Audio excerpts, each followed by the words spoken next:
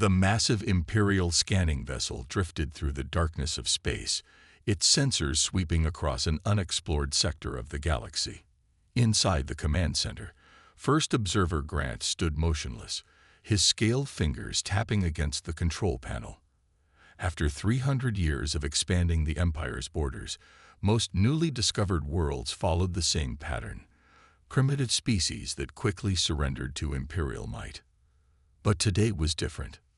First Observer, we're detecting unusual energy signatures from the third planet of this solar system, reported the sensor operator.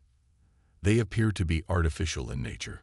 Grant's inner eyelids blinked rapidly, a sign of surprise among his species. The reading showed a civilization that had achieved spaceflight, but hadn't yet developed faster than light travel, perfect for conquest and integration into the Empire. Meanwhile, on the far edge of Earth's solar system, Admiral Reed stood on the bridge of the EDF Sentinel, humanity's most advanced warship.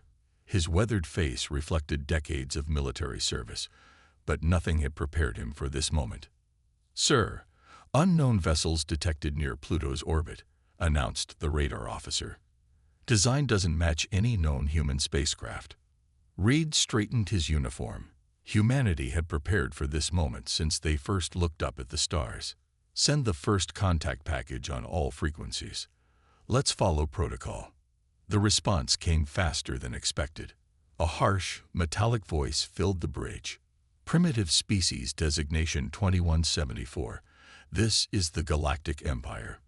Your world has been selected for integration. Resistance is historically futile. Prepare for immediate surrender." Reed's jaw tightened. He'd seen enough historical documents to recognize an empire drunk on its own power. "This is Admiral Reed of the Earth Defense Fleet. We are a sovereign species and will not surrender our independence. We request peaceful diplomatic relations." Laughter echoed through the communication channel. "Your species has barely achieved lunar travel. Your weapons are primitive. Your ships are slow. The Empire has conquered 1,000 worlds more advanced than yours. You have one planetary rotation to surrender, or we will demonstrate our power." The transmission cut off abruptly. Reed immediately sent an emergency signal to Earth's United Council. Within hours, representatives from every nation gathered in the underground chamber beneath Geneva. "The Empire's scans show they possess energy weapons we've only theorized about," reported Dr. Walker, head of Earth's Science Division. She projected a hologram of the Imperial ships. Their smallest vessel could level a city. Council Leader Banks, a former Marine, stood up. "But they don't know about Project Shield, do they?" "No," Dr. Walker smiled. "Our quantum adaptive barriers are unlike anything they've encountered.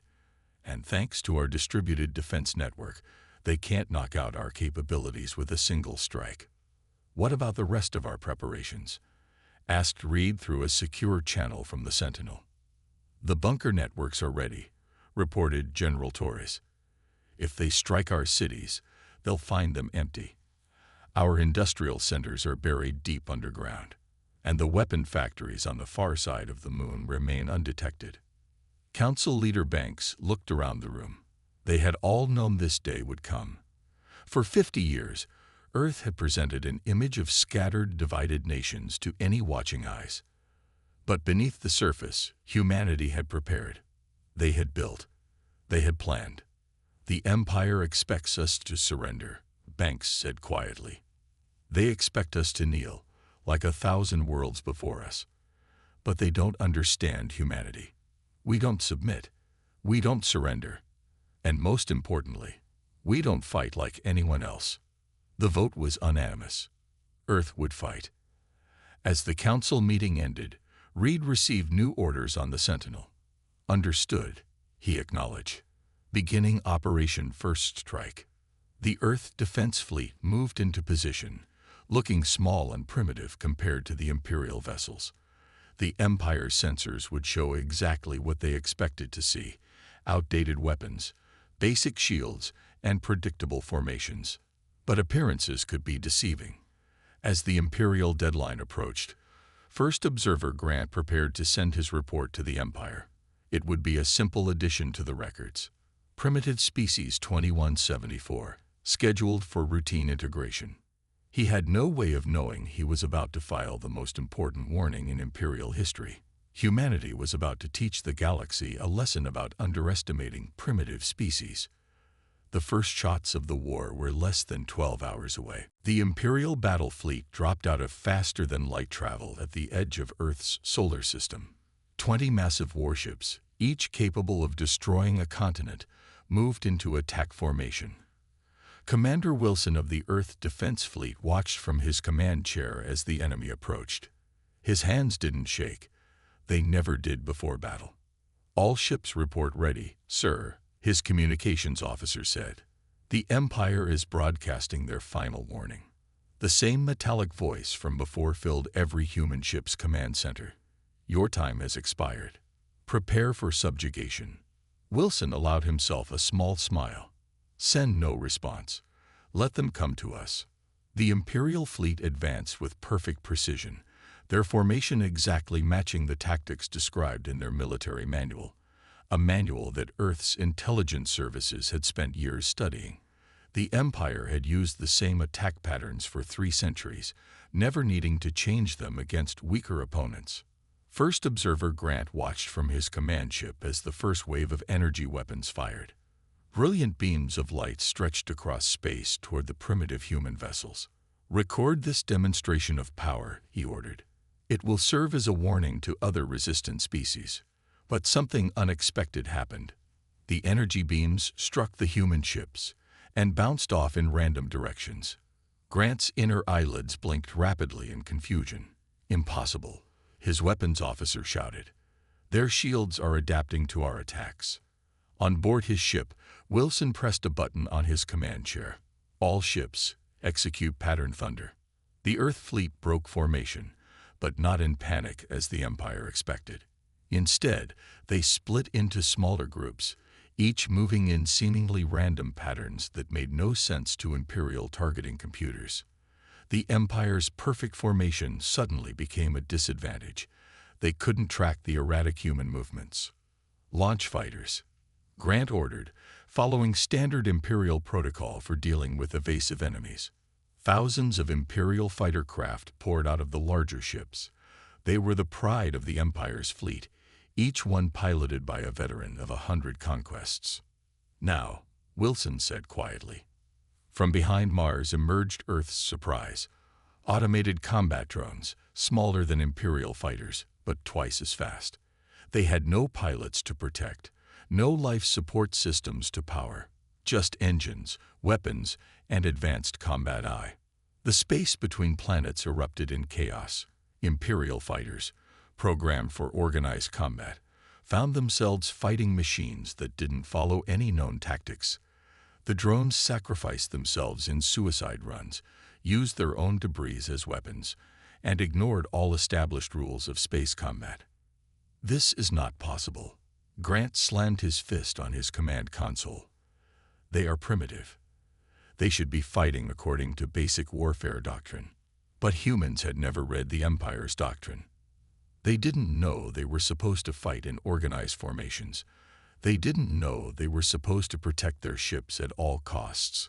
They didn't know they were supposed to lose. Wilson watched as the Imperial formation began to break. Launch Phase 2. From the dark side of Earth's moon, hidden shipyards sprang to life. 100 more human vessels joined the battle, their designs totally different from the first wave. The Empire's tactical computers couldn't adapt to the variety of human ships, each built to exploit different weaknesses in Imperial defenses. "Retreat," Grant finally ordered, breaking 3 centuries of Imperial military tradition. "All ships, emergency withdrawal." The Imperial fleet's perfect formation shattered as ships began jumping to faster-than-light travel. Those too damaged to escape were finished off by waves of human drones, their destruction recorded and broadcast on all frequencies as a message to the Empire. In the aftermath, Wilson stood on his bridge, looking at the debris field that had once been the pride of the Imperial fleet. "Send word to Earth. First strike successful. But they'll be back, and in greater numbers." "Sir," His tactical officer reported, engineering teams are already analyzing the captured Imperial technology. They say we can improve our shields within days. Wilson nodded. The Empire had made a crucial mistake.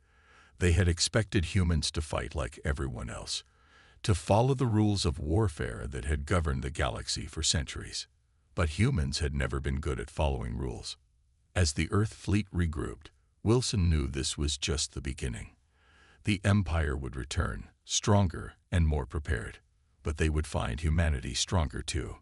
Because humans didn't just fight wars, they evolved during them. The Imperial High Command Chamber had never been so quiet. 12 ancient generals sat around a massive holographic table, watching the replay of their fleet's defeat for the 100th time. The silence was finally broken by High General Stone, a human who had joined the Empire 20 years ago during their first secret observations of Earth. "I warned you," Stone said, his voice carrying no satisfaction despite being right. "Humans don't think like other species. They don't fight like them either." Supreme Commander Vale, his scales dark with age, leaned forward. "Explain again how they developed adaptive shield technology without even having faster-than-light travel. It should be impossible." "That's exactly why they managed it," Stone replied. "Humans don't know what's supposed to be impossible. They try things that other species would never consider. When something works, they improve it. When it fails, they learn from it." The hologram shifted to show the human drone attacks. The smaller machines swarmed around Imperial fighters like angry insects, sacrificing themselves to destroy more valuable targets. "Look at their drones," one of the generals said with disgust. "No honorable species would use unmanned weapons in combat. It goes against all military traditions." Stone laughed, a sound that made the other generals uncomfortable. "Humans don't care about military traditions. They care about winning. Why sacrifice pilots when machines can do the job? Why follow standard tactics when new ones work better?" In another part of Imperial space, First Observer Grant stood before a review board, explaining his retreat. His scales had lost their shine, marked by the shame of defeat. "The humans used our own energy weapons against us," he reported. "Their shields didn't just block our attacks. They absorbed them, redirected them. We lost 5 ships to our own weapon fire." The review board shifted uncomfortably. Such technology should take decades to develop, even with captured examples. But intelligence reports were already showing new human ships equipped with similar systems. Back on Earth, Dr. Walker stood in a massive underground laboratory, surrounded by captured Imperial technology.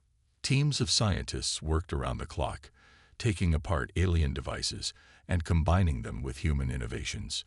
"Their power systems are incredibly efficient," she told the United Council through a secure channel. "But they're also predictable. They haven't improved them in centuries. We've already found 3 ways to make them better." Council Leader Banks nodded. "How long until we can replicate their faster-than-light drive?" "We already have," Dr. Walker smiled. "And we've made some improvements. The Empire builds everything to last forever. We build things to evolve." In the Imperial High Command Chamber, Stone continued his explanation. "The Empire has spent centuries perfecting its technology, making it reliable and unchanging. But humans are never satisfied. They're always looking for ways to make things better, faster, stronger. Surely they must run out of ideas eventually," Supreme Commander Vale said, but his voice carried doubt. "You don't understand," Stone shook his head. "Humans share ideas. They build on each other's work. One human makes a discovery, and within days, thousands of others are improving it. They don't see technology as something to be preserved. They see it as something to be evolved."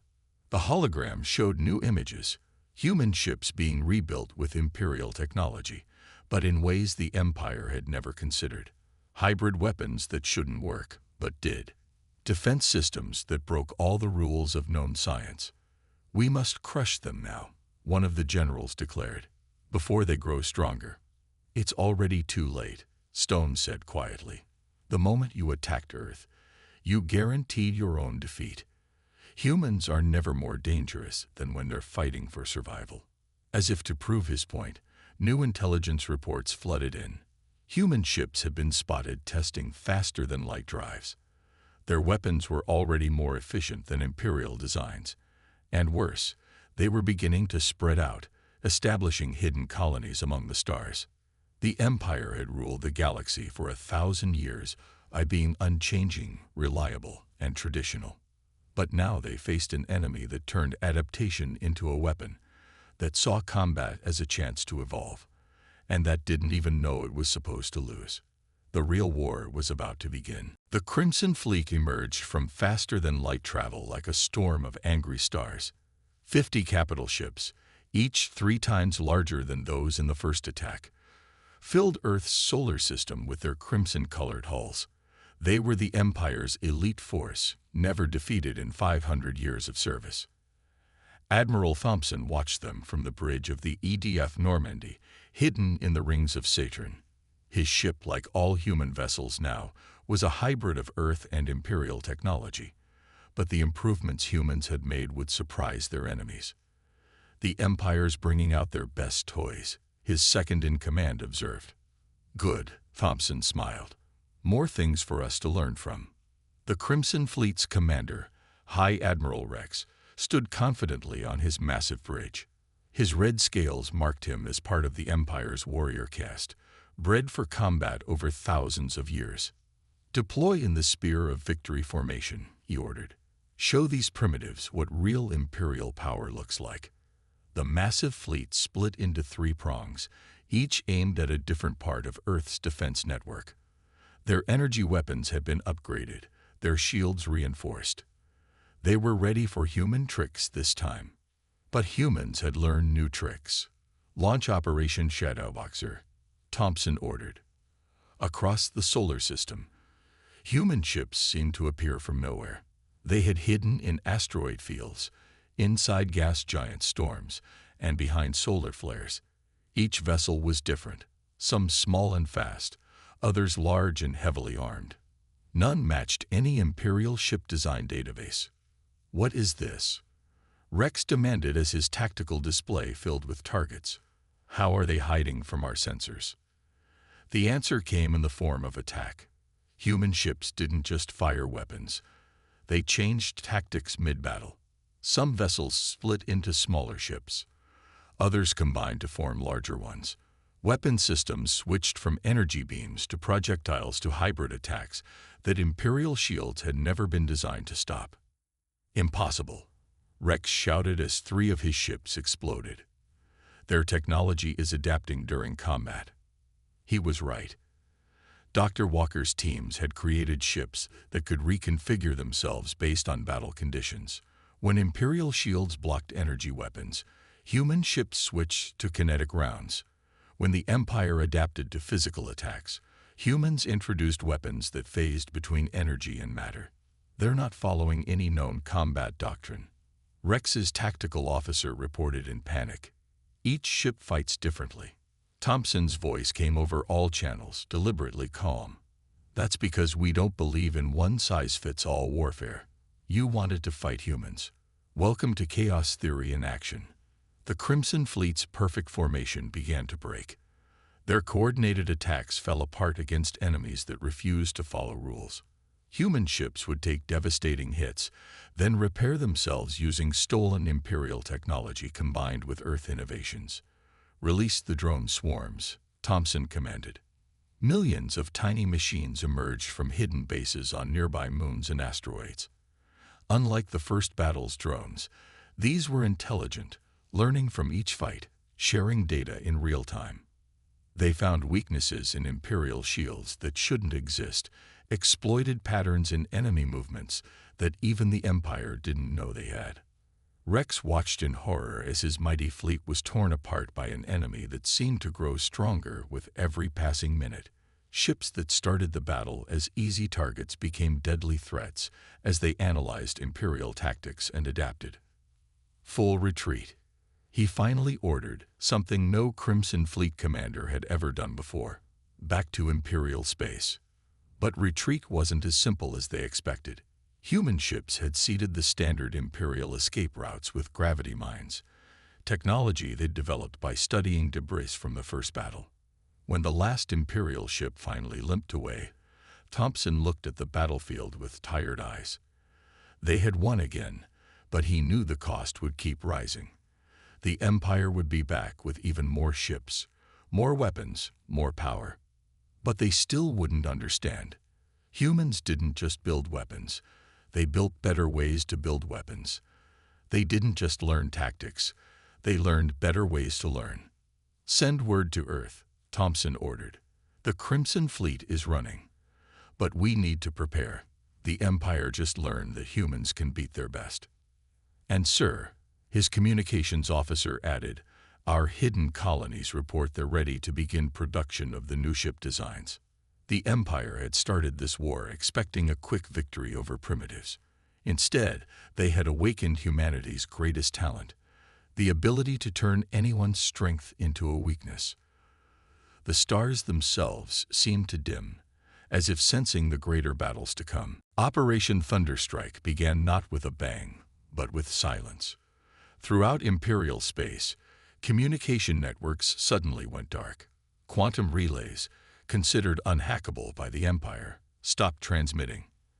And in that moment of darkness, humanity struck. Fleet Commander Rogers stood on the bridge of the EDF Challenger, now larger than any Imperial vessel. 6 months of reverse engineering and improvement had turned captured Imperial technology into something new, something deadly. "All ships report ready," his tactical officer announced. "The Empire's networks are blind. They can't coordinate their defense." "Begin the operation," Rogers ordered. Across 50 different sectors of space, human ships appeared simultaneously. Not just warships, but colony vessels too. While the Empire had focused on Earth, humans had been expanding, hidden in plain sight. In the Imperial Palace, Supreme Commander Vale received the reports with growing horror. "How many human fleets are there?" "We don't know," his aide admitted. "They're using some kind of hybrid dry system. Our sensors can't track them properly. They appear and disappear at will." Dr. Walker, now operating from a secret base in the Orion Nebula, watched her greatest creation in action.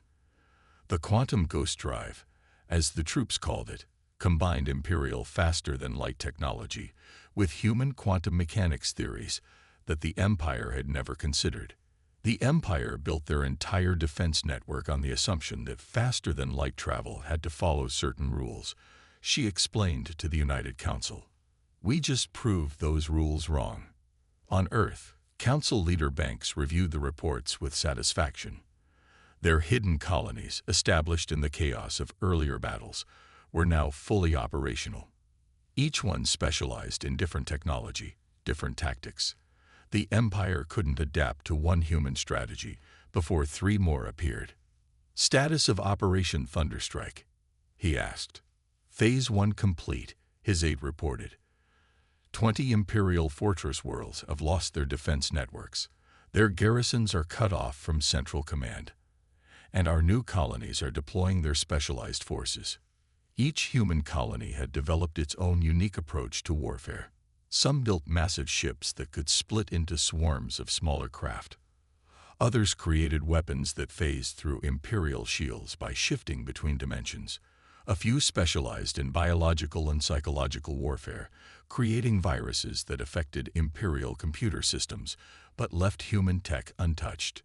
The Empire's response was predictably rigid. They sent their remaining fleets to defend key worlds, following the same strategic doctrine they'd used for centuries. But humans had studied that doctrine, found its flaws, and exploited them mercilessly. "They're trying to establish a defensive line around their core worlds," Rogers observed. "Just as predicted." "Conventional military doctrine," his strategic officer agreed. "Protect your vital systems, sacrifice the outer regions if necessary." "Launch Phase 2, Rogers ordered with a grim smile. Across Imperial space, human agents who had infiltrated their worlds months ago began their work. Space stations suddenly changed course. Defense platforms turned on their own ships. Supply lines collapsed as transport vessels disappeared into human-controlled space. In the Imperial High Command Chamber, General Stone watched the chaos unfold. "I warned you," he told his fellow generals. "Humans don't just adapt to win battles. They adapt to win wars." "But how?" Vale demanded. "How did they advance so quickly? How did they spread so far without us knowing?" "Because you taught them your weaknesses," Stone explained. "Every time you attacked, they learned.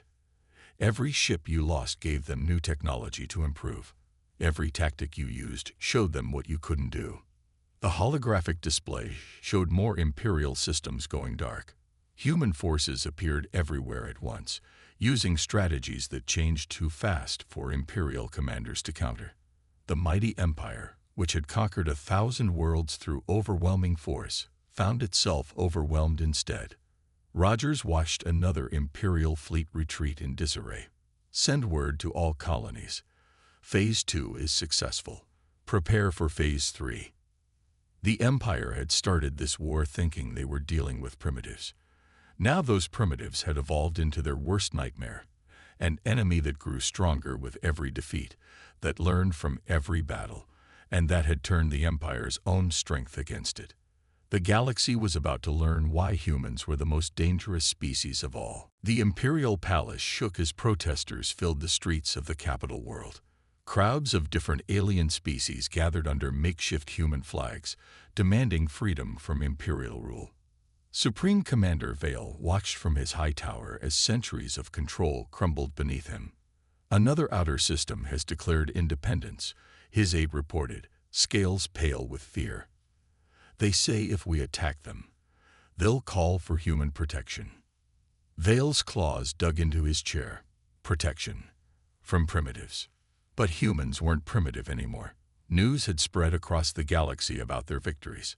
Stories of their adaptable technology and evolving tactics had inspired countless worlds to dream of freedom. On the rebel world of Proxima 7, Governor Taylor of the new human embassy watched as former Imperial citizens celebrated in the streets. Her small diplomatic team had accomplished more than an entire invasion fleet could have. "How many worlds have requested alliance treaties today?" she asked her staff. 17, her assistant replied. "And 30 more are in secret talks. They all want human technology and protection from Imperial retaliation." But it wasn't just human technology they wanted. They wanted to learn the human way of thinking, of constant innovation and adaptation. Species that had accepted Imperial rule for centuries suddenly questioned everything. In the Imperial High Command Chamber, now half empty as many generals had fled or defected, General Stone addressed the remaining leaders. "Your empire is collapsing," he stated simply. "Not just because humans beat your fleets, but because they showed everyone else how to beat them too. We still control the core worlds," one general protested. "We still have ships, resources. But your people have seen another way," Stone interrupted. "Humans didn't just defeat Imperial ships. They proved the Empire wasn't invincible. They showed that adaptation beats tradition, that innovation beats stability. The Empire's economy was in free fall. Worlds that had provided resources for centuries now traded exclusively with human colonies. Imperial citizens demanded their own versions of human technology, refusing to use the unchanged designs their species had relied on for generations." On Earth, Council Leader Banks met with representatives from 50 newly independent worlds. The meeting room was chaos of different species, all seeking to learn from humanity. "We don't want to build another empire," Banks explained to them. "We want to build a coalition, each world free to develop in its own way, but united in defense and trade." The alien representatives were shocked. They had expected humans to simply replace the Empire, to become the new rulers of the galaxy. Instead, humans offered partnership, teaching others how to develop their own unique technologies and tactics. Dr. Walker's research facilities now hosted scientists from hundreds of species, each bringing new perspectives to human innovations. The combination of different alien technologies with human creativity produced advances that would have been impossible for any single species. the Empire's greatest mistake, she told her multi-species research team, was thinking that stability meant strength. They forgot that the universe itself constantly evolves. In Imperial space, more worlds seceded every day. The mighty Imperial fleet, once the terror of the galaxy, was reduced to protecting a handful of core worlds. Their rigid doctrine, unchanged for centuries, had become their weakness. Admiral Thompson, observing from his flagship, sent a final message to Earth. The Empire's crisis has reached the point of no return. Their own citizens are dismantling their power faster than our weapons ever could. The Empire had ruled through uniformity, forcing every world to follow their ways. Humans had shown the galaxy that strength comes from diversity, from the clash of different ideas creating something new. General Stone stood at a window in the Imperial Palace, watching as the sun set on humanity's former enemies. You could have learned from them, he told the empty room. Instead, you taught the galaxy to fear human innovation more than imperial power. The empire that had ruled for 1,000 years was dying, not from human weapons, but from the most powerful force humans had unleashed. The idea that change was not just possible, but necessary. The emergency broadcast cut through every communication channel in known space.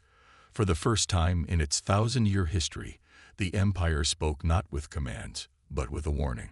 To all spacefaring civilizations, Supreme Commander Vale's voice trembled slightly as he read the message. This serves as official notice regarding Species 2174, known as humans. Do not engage. Do not threaten. Do not underestimate. In a small bar on the edge of former Imperial space, aliens of different species gathered around view screens, watching as the mighty Empire admitted defeat. Some had bet their life savings on this moment. Others had called it impossible. The species known as humans, Vale continued, has demonstrated capabilities beyond our understanding. Their rate of technological advancement defies all known scientific models. Their military adaptation exceeds all recorded patterns. Admiral Thompson watched the broadcast from Earth's new Galactic Command Center, built with a combination of human ingenuity and acquired alien technology. His screen showed the message being translated into thousands of languages across the galaxy. In less than one standard year, Vale's warning continued. Humans advanced from pre-FTL civilization to surpassing Imperial technology in multiple fields. Their ability to innovate during conflict makes them impossible to defeat through conventional warfare. Dr. Walker stood in her lab, now a massive complex where scientists from 100 worlds worked together. On her desk sat the latest breakthrough, a device that could fold space itself, making the Empire's fastest ships look slow in comparison. Their greatest weapon is not their technology. Vale's voice grew more urgent. It is their ability to improve, to adapt, to evolve. Every defeat makes them stronger. Every battle teaches them more. They do not think like other species. The warning continued, describing how humans had not only matched Imperial technology, but reinvented it. How they had turned the Empire's own weapons against them. How they had spread through space in ways that violated all known strategic doctrine. In the Imperial Palace, General Stone watched his former leaders retreat from their last strongholds. The Empire now controlled only their home system, their 1,000-year reign reduced to a single star and its planets. The Empire hereby acknowledges human space as sovereign territory. Vale announced, his scales dark with shame. All former Imperial worlds that have aligned with human protection are recognized as independent. The Empire will retreat behind new borders, marked in the attached data. Council leader Banks received the official surrender documents with a quiet smile.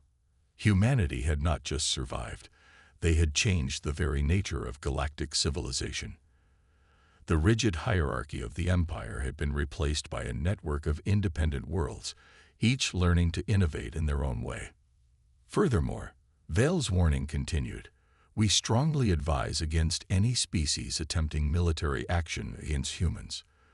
Their response to threats is unprecedented. They do not fight to win battles. They fight to ensure they can never lose again. Across the galaxy, military leaders of various species watched their tactical displays update. Human space now covered nearly a quarter of the known galaxy, not through conquest, but through alliance and innovation. Their ships appeared and disappeared at will, using technology that seemed to break the laws of physics. This is not a message of war, Vale concluded. This is a message of survival. The galaxy as we knew it has changed. Humanity has shown us that stagnation is death. That tradition must bow to innovation. May future generations learn from our mistake. The broadcast ended. In its place, data streamed across the galaxy showing human technological growth rates, military adaptation speeds, and diplomatic expansion. The numbers told a clear story. Humanity wasn't just a new power. They were a new kind of power. Admiral Thompson turned to his multi-species crew, each member representing a world that had chosen to learn the human way rather than fear it. "Send the response," he ordered. Across every channel that had carried the Empire's warning, a simple message appeared. To all civilizations, Earth and its allies welcome peaceful contact, trade, and exchange of ideas. We seek not to conquer, but to grow. Not to rule, but to learn. The age of empires is over. The age of evolution has begun. The galaxy would never be the same. The Empire's warning would echo through history. Never underestimate humans. They don't just win wars. They rewrite the rules of victory itself.